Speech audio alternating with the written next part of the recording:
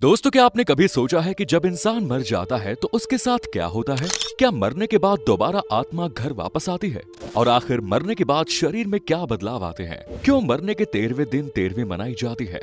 मरने के बाद आत्मा कहाँ जाती है और आत्मा के साथ क्या होता है? अगर आप भी इन्हीं सारे सवालों के जवाब जानना चाहते हैं तो चलिए फिर आज हम आपको बताते हैं।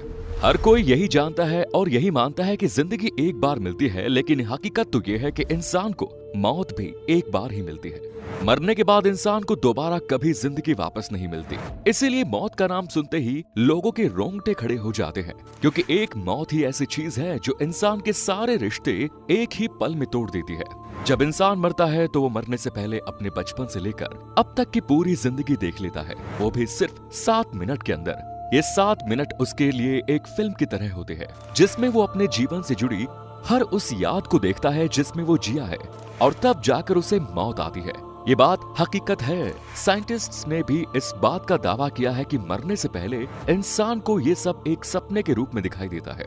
ये देख इंसान को ऐसा लगता है जैसे वो अपनी पिछली जिंदगी में वापस पहुंच गया है। ये सब सोचने के बाद उसका दिमाग एकदम बंद हो जाता है, जिसके बाद दिमाग में कोई हलचल, कुछ सोचने समझने की शक्ति नहीं रहती, और फिर इंसान की मौत हो जाती है। आपने देखा होगा कि मरने के बाद इंसान के पैर एकदम बर्फ जैसे ठंडे हो जाते हैं। धीरे धीरे उसका शरीर भी निढाल हो जाता है। ऐसा क्यों? तो इसके बारे में जानने से पहले अगर आपने अभी तक वीडियो को लाइक नहीं किया और चैनल को सब्सक्राइब नहीं किया तो जल्दी से कर दीजिए। दोस्तों, ऐसा इसलिए होता है क्योंकि मौत के कुछ वक्त पहले ही इंसान के शरीर में हरकत होना शुरू हो जाती है।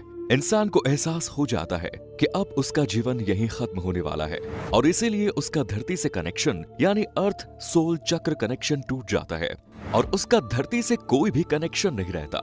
इसी वजह से मरने के बाद इंसान के पैर ठंडे पड़ जाते हैं, और यही वजह है कि मरने के बाद आत्माएं जमीन पर ना रहकर हवा में उड़ने लगती है। जब इंसान मरता है तो उसकी आत्मा पैरों से बाहर निकलना शुरू हो जाती है, और आखिर में मुंह से होते हुई शरीर से बाहर निकल जाती है।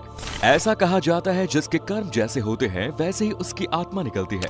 यानी अगर कोई इंसान अच्छा है तो उसकी आत्मा बड़ी ही आसानी से बिना तकलीफ के शरीर को छोड़ देती है।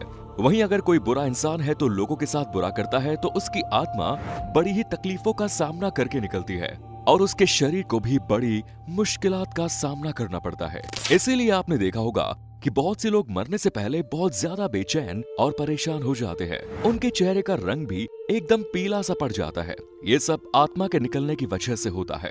आत्मा इतनी आसानी से शरीर को छोड़ने के लिए तैयार नहीं होती, क्योंकि इतने समय से आत्मा का शरीर के साथ एक गहरा रिश्ता बन जाता है। आत्मा को भी उसी शरीर की आदत पड़ जाती है। मरने के बाद आत्मा कुछ समय तक शरीर के पास खड़ी ही रहती है, और जब उसके घर वाले उसे देखकर रोते या चिल्लाते हैं तो ये सब इंसान को महसूस होता है, लेकिन वो कुछ कह नहीं पाता और बस इनके रोने को सुनता रहता है। ये आवाजें इंसान को शोर जैसी सुनाई देती है, जो उसको काफी परेशान करती है, और हर एक घर वाले से बात करने की कोशिश करती है। उन्हें अपना बात बताना चाहती है, लेकिन कुछ नहीं कर पाती। अब बारी आती है आत्मा के परलोक जाने की। इसके लिए भगवान 2 यमदूत जमीन पर भेजते हैं, जो उस आत्मा को अपने साथ परलोक की यात्रा कराने के लिए ले जाते हैं। यमदूत उन्हीं लोगों के साथ बुरा बर्ताव करते हैं जो पापी होते हैं या फिर दूसरों के बारे में हमेशा बुरा सोचते हैं। इसके बाद दोनों यमदूत उस आत्मा को अपने साथ परलोक लिए जाते हैं। पहले इस आत्मा को एक गुफा से होकर जाना पड़ता है, और फिर बाद में परलोक का रास्ता दिखाई देता है। लेकिन इस रास्ते से पहले ही आत्मा को एक नदी जिसका नाम है बैतरणी, इस नदी को पार करना पड़ता है। इस नदी में पानी नहीं होता, बल्कि भड़कती हुई आग होती है। यहाँ पे इंसान के कर्मों का ही हिसाब होता है। जैसे जो कर्म करता है वैसे ही उसके साथ होता है।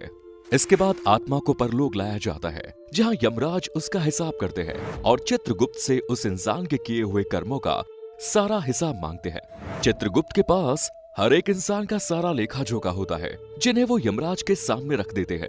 अब यहाँ भी इंसान के कर्म ही उसका साथ देते हैं। अगर कर्म अच्छे होते हैं तो वो एक भला इंसान होता है, तो उसे स्वर्ग में भेज दिया जाता है।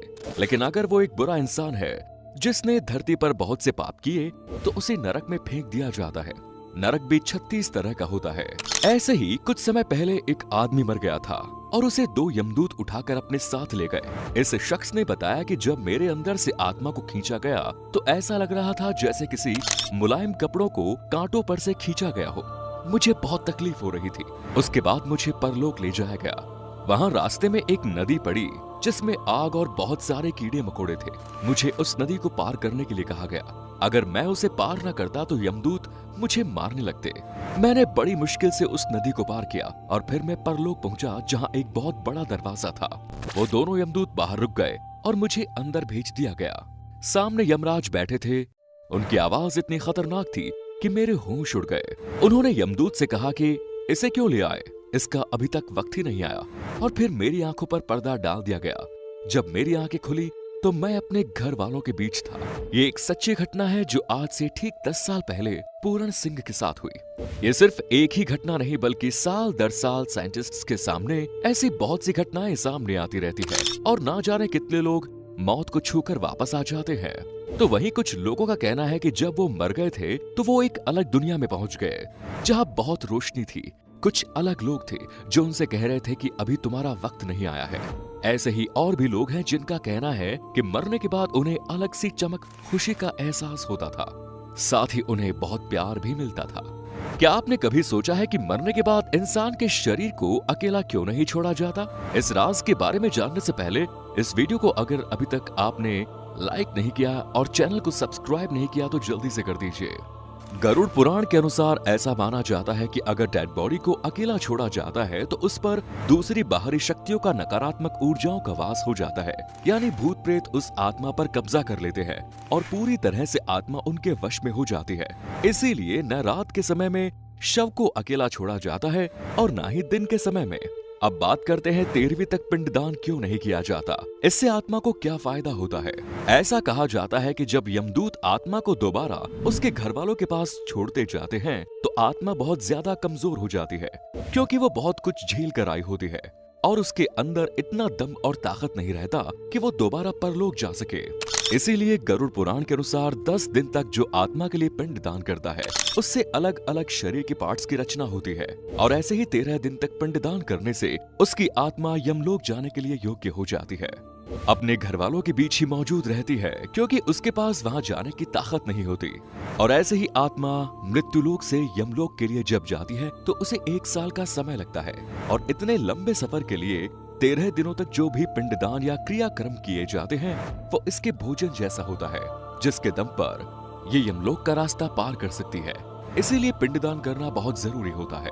अब आप सोच रहे होंगे कि ये बातें हमें कैसे पता? ये सुनने में भले ही एक परियों की कहानी लग रही है, लेकिन ये सब सच है, क्योंकि मरने के बाद का खुलासा खुद गरुड़ पुराण में किया गया, जो कि एकदम सच है। वैसे दोस्तों, क्या आप जानते थे मौत के बाद क्या होता है? और इस पर आपका क्या कहना है? कमेंट सेक्शन में जरूर बताएं। चैनल को सब्सक्राइब जरूर करें। धन्यवाद।